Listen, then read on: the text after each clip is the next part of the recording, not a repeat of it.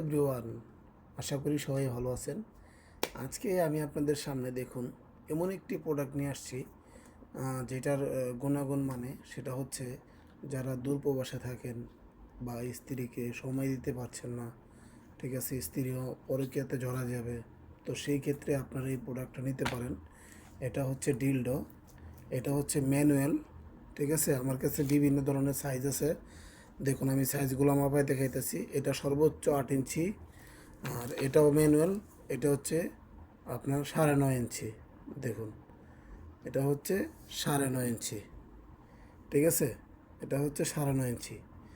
তো এটাই দেখুন মাথার থেকে, ঠিক আছে, এটা 9.5 ইঞ্চি। তো এই দুটা হচ্ছে ম্যানুয়াল, আর এটা হচ্ছে ডিজিটাল। দেখুন এটা হচ্ছে ডিজিটাল। এটা আমি আপনাদেরকে ছাইরা দেখাইতেছি এটা কি কি কি কাজ করে। এটা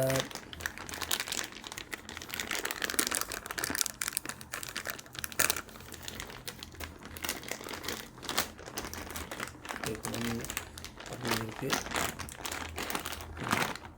এই যে এটা হচ্ছে এখানে রিমোট আছে, প্লাস একটা ব্যাটারি আছে। এই রিমোটে একটা ব্যাটারি থাকে, এই ব্যাটারিটা ভরবেন। তো আমি আজকে আপনাদেরকে বইরে দেখাচ্ছি। দেখুন এই তারটা কি হবে, এই যে একটা তার দেখতেছেন, এই যে এটা কট, ঠিক আছে, এটা কট। এটা মোবাইল যেরকম চার্জ দিয়ে চলে, ঠিক সেম এটাও চার্জ দিয়ে চলবে। তো এই দেখুন, এই যে আমি খুললাম, তো ব্যাটারিটা আমি এখন বলবো, দেখেন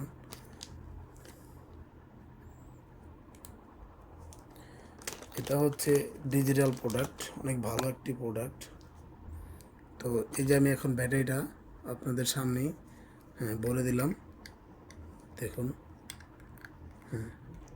পরে দিয়ে বড়া দিয়ে লাগাই দিলাম, ঠিক আছে। তো আচ্ছা আচ্ছা লাগাইলাম না, থাক এটা। আচ্ছা লাগাই দেখাই, সবচেয়ে বেটার হবে এটা লাগাই দেখাইলে। লাগাই দিছি, বাস দেখছেন, এ হচ্ছে রিমোট। আর এখানে দেখুন এই যে চার্জার যে কর্ডটা আছে, এই কর্ডটা লাগানো যায়। আর এই যে এখানে একটা বাটন আছে, এই যে ধরে গেছে অলরেডি।